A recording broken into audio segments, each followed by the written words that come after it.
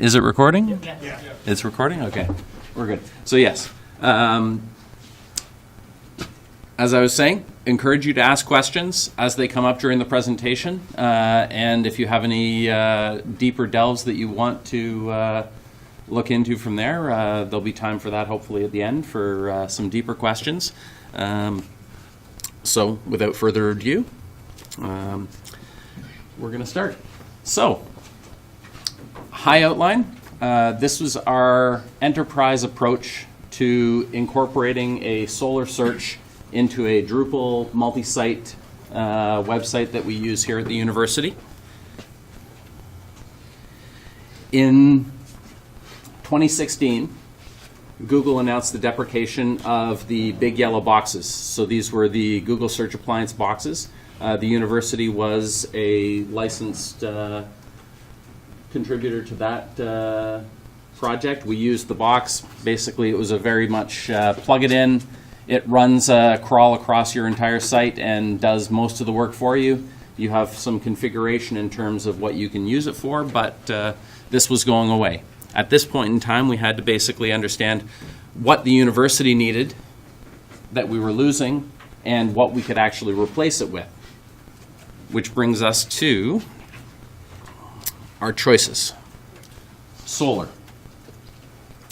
After Google removed their search appliance and their replacement, which is called the Google Search, Google Cloud Search, was basically an in-place replacement for a lot of that, but it missed out on some significant aspects of the search, namely targeting through specific content and being able to address the needs for collections. So smaller collections, something that we basically found that through a combination of looking at the Solr solution, which is on par in terms of what the Google GSA was from a scalability and an enterprise perspective, would allow us to do both those things. So we researched this. We looked at the market share. We basically looked around and said, what's available out there? Solr seems to come up quite often in those discussions in terms of both community support and in terms of what a large number of other organizations in the public sector were looking at.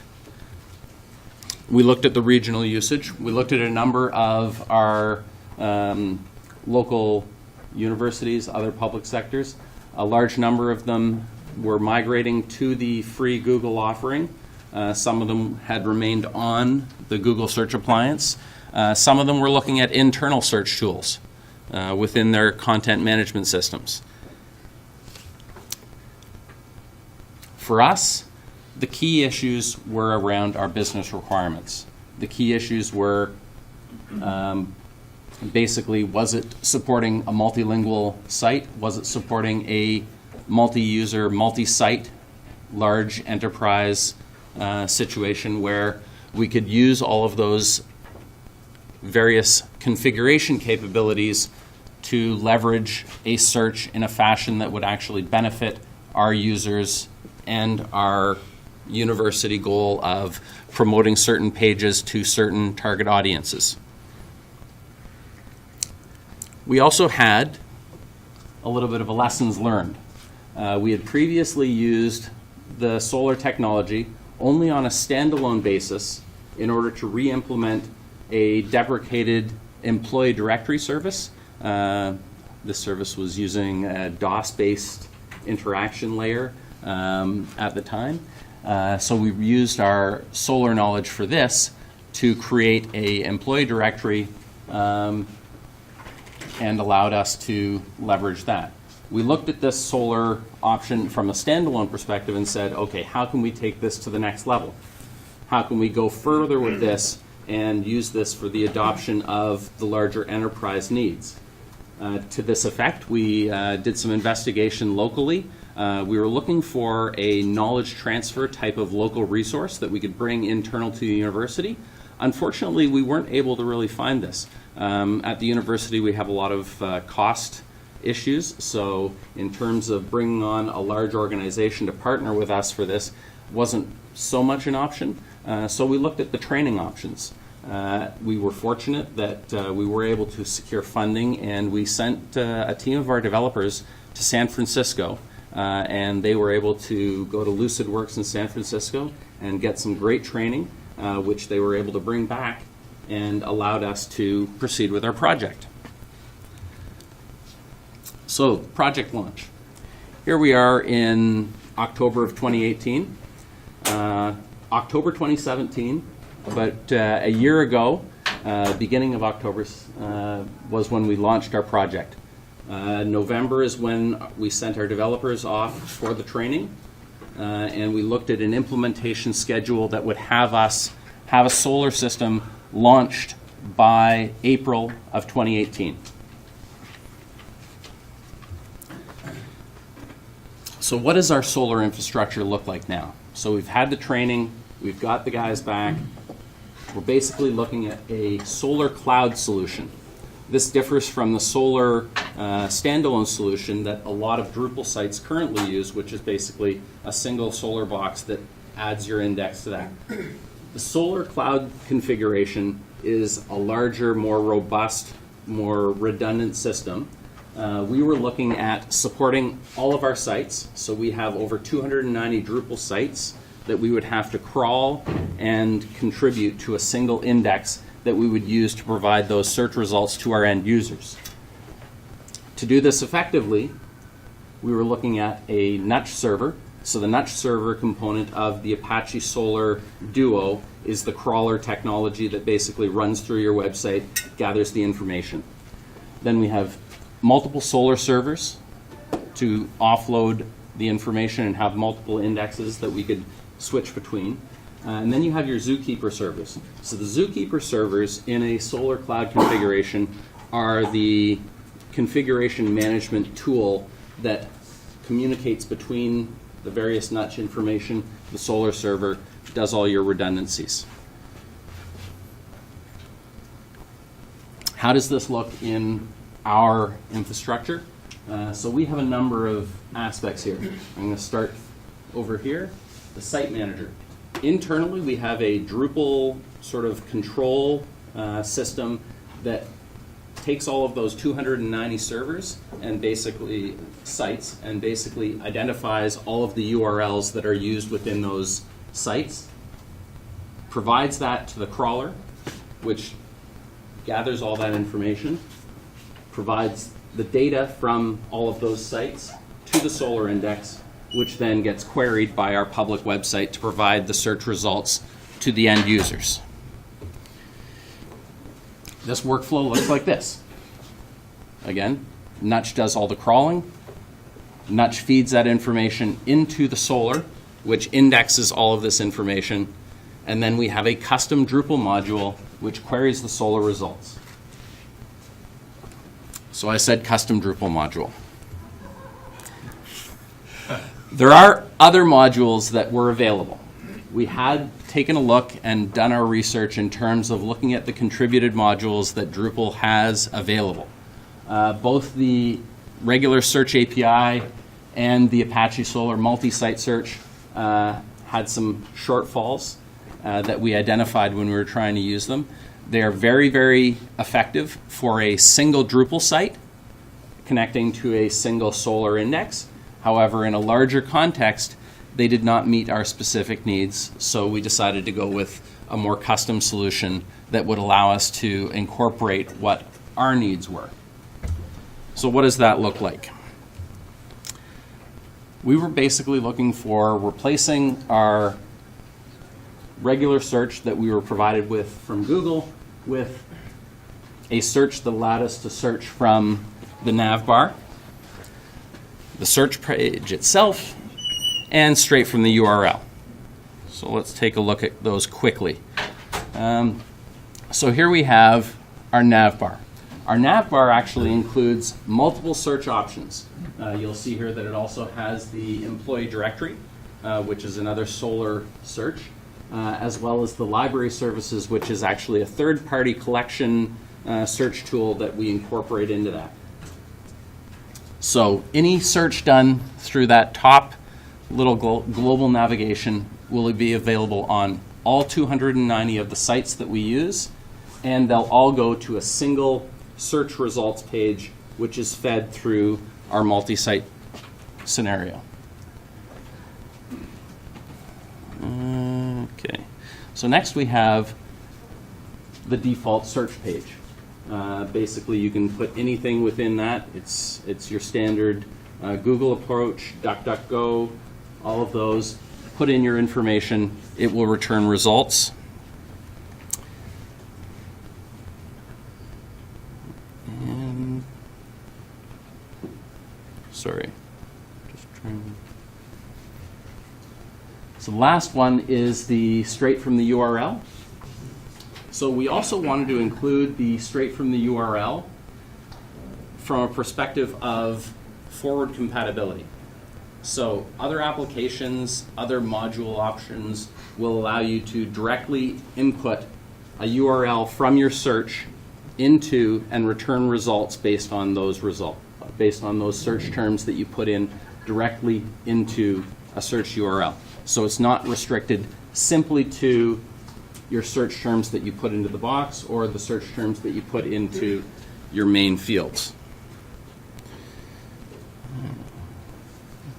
Okay, actually here, search from the search page itself.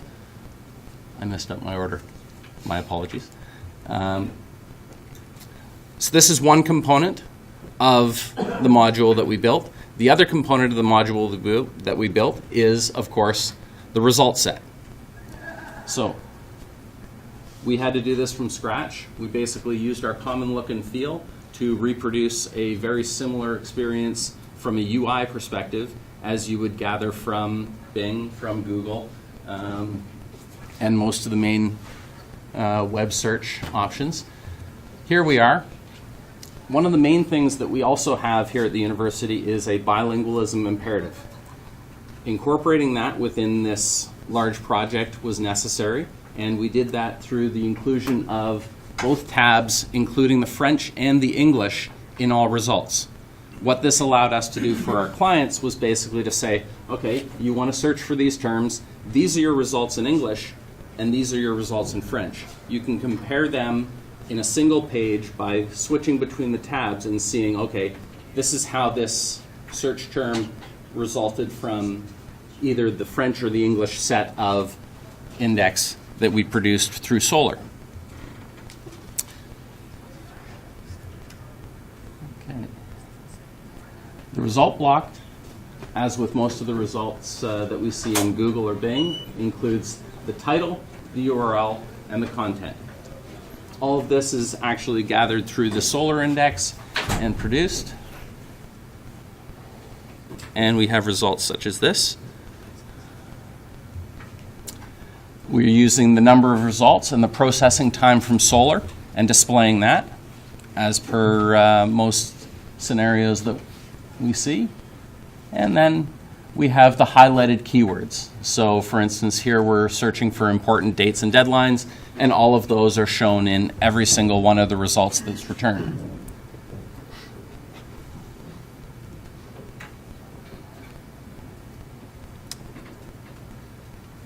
So, how does Drupal come into this? The other aspect to this project from a Drupal perspective is the metadata and the SEO data that we actually use in all of our multi-site installations. So what we're talking about here is the schema that we created from the Solr perspective has a direct link to the information that our content users are putting into their Drupal sites. So for instance, they put in the title, they put in the description. Those descriptions and those titles are directly pulled from the crawler and provided for the Solr schema, which basically does a field mapping of key value pairs between the values that are in the title, the values that are in the description, the values that are in the body of a page, and the search elements that we're exposing Solr to allow us to index and look for those terms.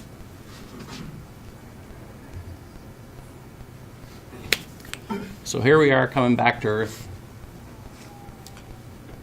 we were able to launch in April of 2018.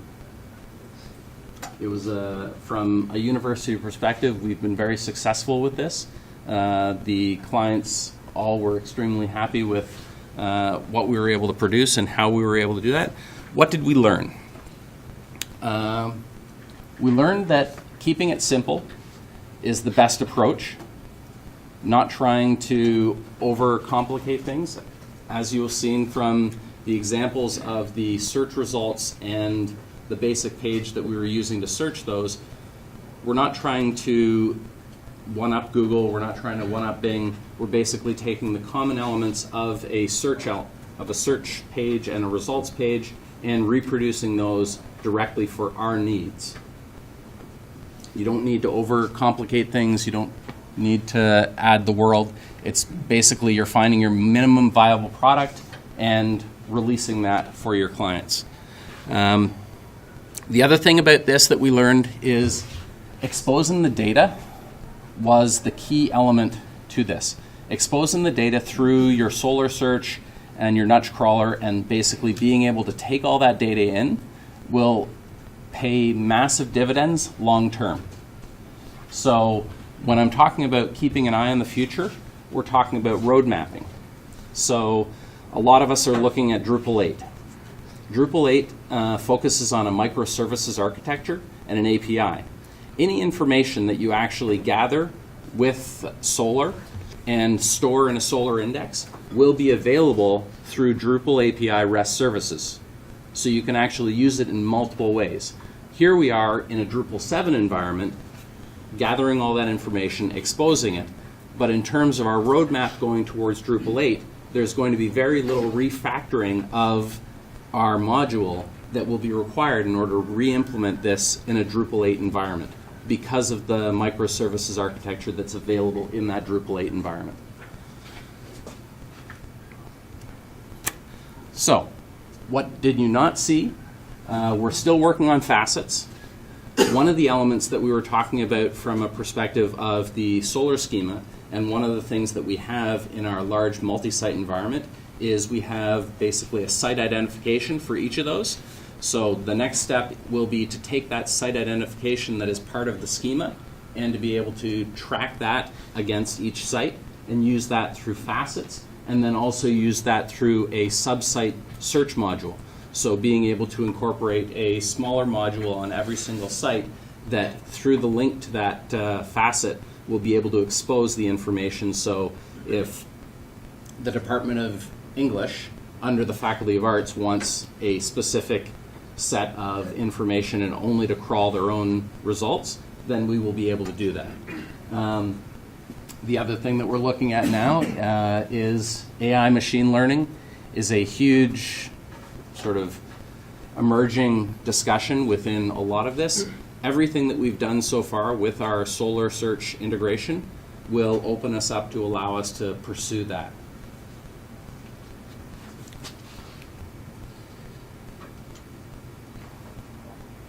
So here we come to the questions. Yes? You probably boost the most recent, more recent content. Yes. So, Can you repeat the question? We didn't hear. so the question is, do you boost the most recent content? So originally when we launched, we actually didn't have a published connection with that. Between when we launched in April and today, we've been able to incorporate the published date of the content into that, and we're still incorporating that. So currently, I don't think, and Sid can confirm me, we're not boosting based on published date yet, but it is part of our roadmap for improvements. So our boosting right now is actually more around, sorry? Keyword and description. Did you guys interact or allow some of the content management people to be able to boost their own content themselves, or it's all weighted the same, apart from what you just said, right? So it is not weighted all the same. We are using elevated terms. So we had a working group internal here to the university who we worked with in direct discussions, and we provided them with some key terms and stuff. One of the other elements that I'm not sure that I showed fully in the results page was we also have a keyword targeting. So, for instance, the registrar's office, who is really interested in the apply process, could basically say to us, anytime somebody uses the search term apply, please show them also this result as a sort of a promoted result set. So they're not landing too deep, they can land at the top. Kind Exactly, exactly. They basically, and we can have as many of those keyword matches as they want within that top frame set. So you could have 2 or 3. And then we can control that through, it's essentially an XML that we have through a CI and CD setup that basically will automatically add that term, add that link to the URL, and then we'll just push it up. How much effort is it to manage the database once it's created? And has anyone gamed the database at all, like using keywords? So we're controlling gaming of the database through the keyword matching. It takes approximately 3 days to crawl the entire. Yeah. Maybe a little bit longer. Well, the initial one took a lot longer, but the crawler is currently on a 3-day cycle to refresh that information. So the crawler is constantly in action. So right now it's basically parsing the websites, looking for new information, and incorporating those into the index, and then the index gets rolled over and those new pages show up. Is that the only way that content gets in there? Like, we've deployed Solr with Drupal, and the Drupal site is sort of through cron runs and things is what's updating the Solr. The Solr server isn't searching this, crawling our site. That's the correct. Drupal site is sending data into Solr. Right. So in a standard Drupal environment where you have that set up, you're running on a standalone with a single Solr server. In our situation, we have a number of sites that are also external right. to our 290, so we actually have to parse and run through those sites. Is there an aspect of the single standalone setup within that? Like, is Drupal pushing content into your Solr setup at all? In our current setup, Drupal is not. It is one of our future goals is to relook at that and see how we can actually push that content directly. But at this current time, it's basically just a crawl and process for the Solr index. When you crawl, you get the new pages that have been created. But the old pages that might have been on your website and no longer exist, do they stay in the Solr index, or do you somehow clean them out at some point? So basically, it's a freshness that Solr controls, and you have configuration options for saying how soon you drop that information off. I think in our case, basically our freshness meter is 30 days. We don't have a lot of information at the university that falls off. It's much more of they continuously want to add more information, more research information, so we don't have that same type of limitation. However, the Solr configuration would allow you to say, after X amount of time, refresh this. Does that answer your question? I'm just not sure in Solr how to make say, look, under the old pages included out of the index. Not to worry about that. But if that page doesn't exist anymore, for example. Or if the page doesn't exist. The crawl will recrawl, right? That page will not exist anymore. So it'll Mhm. jump off. So it's how frequently you set the crawl and the configuration in terms of that. And so that's what I'm saying in terms of the Solr configuration. What is done is you say, for us, it's a 30-day crawl cycle, but you could shorten that. So you could basically say to it from that perspective that if the content is not there after a week, then it disappears, or even shorter than that. The crawler itself also lowers that range. So let's say, for example, if it notices that it visits the page and hasn't changed, it will say, okay, I'll increase this specific page from being 30 days to being longer. I don't need to recrawl this page. However, if it notices that the page is updated frequently, it gets lowered from 30 to as low as you want it to be. So it kind of has a range in which it goes down, as well as a range in which it goes up. If it comes across a page that's deleted, it flags it, and if it comes back again and it's still gone, it says, okay, I'm going to delete it. It sends a delete message to Solr for Solr to remove it from the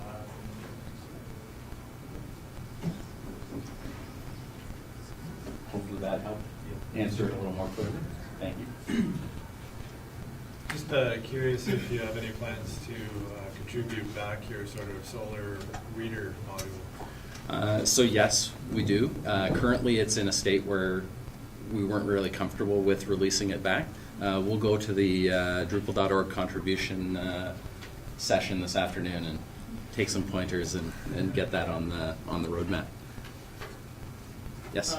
In one of your slides, I think you put like Elasticsearch has less use than Solr. Is that one of the reasons you choose Solr over Elasticsearch? Because Elasticsearch also have the non-on-premise one, right? So Yes. So Elasticsearch, again, our data was from 2016 when we did our initial research when Google announced that they were deprecating the GSA. I believe that Elasticsearch is a lot more prominent or on par now. We were looking for, when we were looking for a solution specifically, we were looking for a solution that we could manage from an internal knowledge understanding of.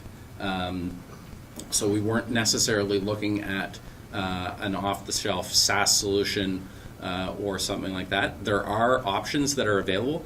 So for instance, you could go with Elasticsearch as a paid solution. You could also go with LucidWorks, the company that we got our training from, provides Fusion, which is a Solr comparable solution to the Elasticsearch and is a paid service.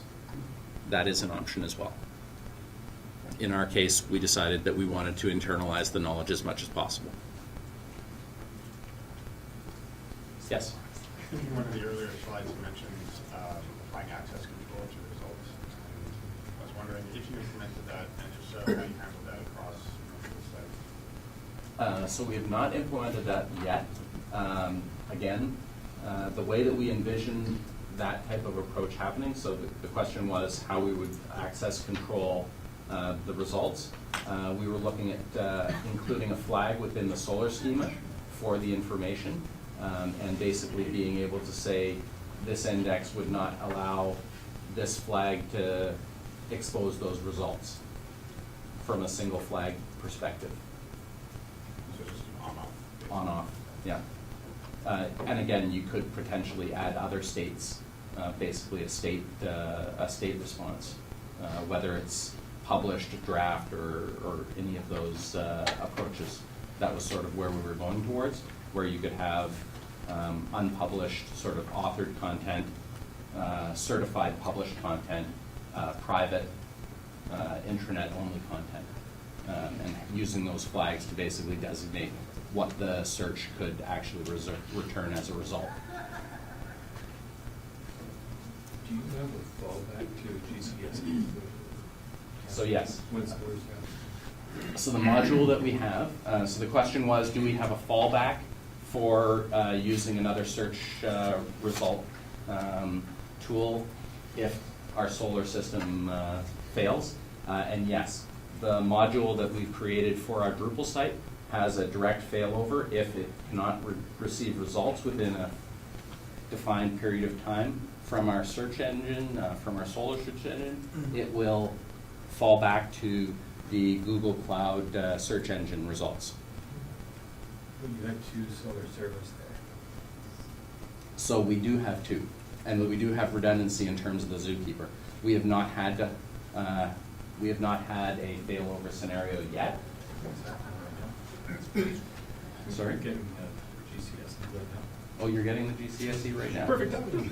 Perfect timing then. Yeah, that's cool. There we go. And now you've got my developer looking at it back there. It could be the connection here in this room, who knows? But yes, we do have a failover, and yes, it is failing over. So the failover works. Good to know. Quick Yes, Rob. question on Nudge. Are you creating separate cores for each one, and is there a central core at the end, or is it all just, maybe you can elaborate a little bit on it? We did consider having multiple cores for Nutch. Right now, we're using a single core. One of the options for multiple cores is to actually run a central core that basically does a slow crawl of your entire site. And then the other thing that we're looking at in terms of longer-term roadmap was having the Drupal content create flags of each of the pages that were created on the Drupal site and create a queue that goes into another core that runs a faster cycle and basically feeds that into the Solr index.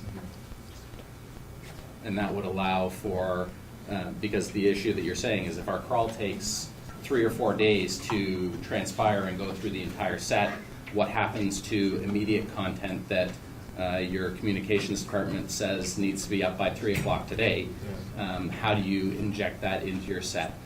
So the option is, and we haven't looked into this and we just haven't implemented it yet, to have a secondary core that basically can incorporate this information using the Nudge. Yeah, unifying search results from many cores can be tricky. Yes. So, okay. And that's why, that's one of the roadblocks that we've been looking at trying to address. So. So you were Yes. saying earlier, and I saw also like you were hitting the website now using the remote custom search. So that's the failover. Yes. Are you guys using the paid version, using the JSON API, or No, that's just the free one? the free Google search for. Okay. And because it's the failover, you guys don't really optimize and or do anything for the ranking, right? That's correct. Okay. So once you're on the GCSE, the ranking is whatever Google's settings are. So.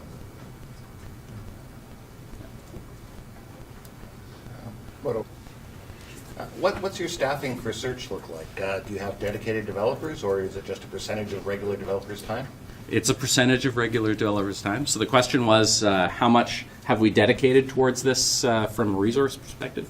And yes, we have. So we have a team. This is our team. And we have a number of developers that are on various projects. So the search project, well, it took 7 months for us to go from inception to delivery. We now basically are running it from an operational perspective where it's as needed. The developer will look into the issues through our university's ticketing system if there's if there are things that are identified that we need to address. We also have on our roadmap, as I was saying, that we have some future roadmap elements. We do have a project planned to revisit this where we will have those resources again directly applied to the project to make some of those faceting and other elements a reality for us here. So the crawler has access to every content even if it's not published, right? That is correct, yes. So, okay. Yeah, the crawler can see whatever we publish, plus because we control the crawler, we can actually get it to ignore the robots if we so decide, or you can just set your robots up to allow from the specific crawler that you use internally specifically so that you know what it's crawling. And that's the proper way of doing it, basically telling your robots always flag your internal crawler as being accessible for that content. Do you mean that some content's just available within the university, not available to the world? Yes. So the question is, do we have content that's available both internal and external? Right now, the large number of sites that we have, all of those are public facing. However, we do have some HR and some internal applications that we don't publish all of the content, and that we basically have a robots file that basically says for external crawlers, do not crawl this content and do not use this. However, for our internal stuff, we do. Plus, we have a number of authoring sites where our clientele are allowed to publish new content and try out things. And our crawler also allows us to crawl those sites and check out the information on those sites. So if you've got all the results in one core and somebody searches from outside the university, they're going to click on a link and find, I can't see that. Well, no, again, you can't see that. We've segregated that information so that the public core is showing all the public information. Supposing you have some content that's published as PDF and also published in HTML format. Yeah. Your search results are going to show both of those as links, separate links, or just one? They would potentially show those as separate links. So the question was if you had content published as both PDF and as HTML. In our scenario, PDF specifically, we're only tracking the title of the link and basically the description around that PDF. So we're not actually parsing any of the PDF itself for content within that. So if, in that case, we would potentially show both the PDF name and an HTML that were of equivalent information.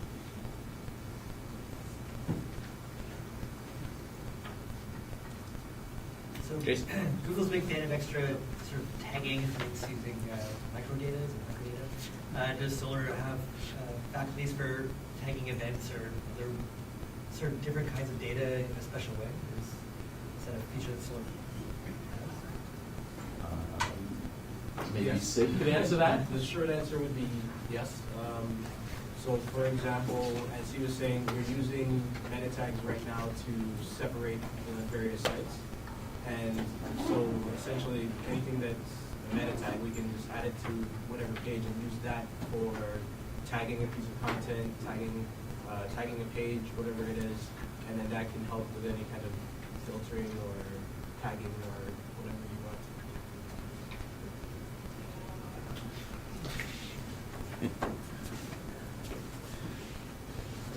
So we're at 11:55.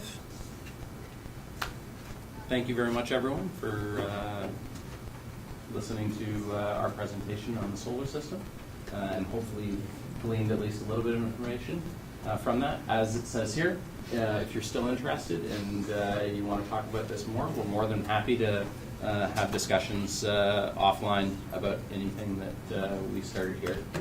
So thank you very much.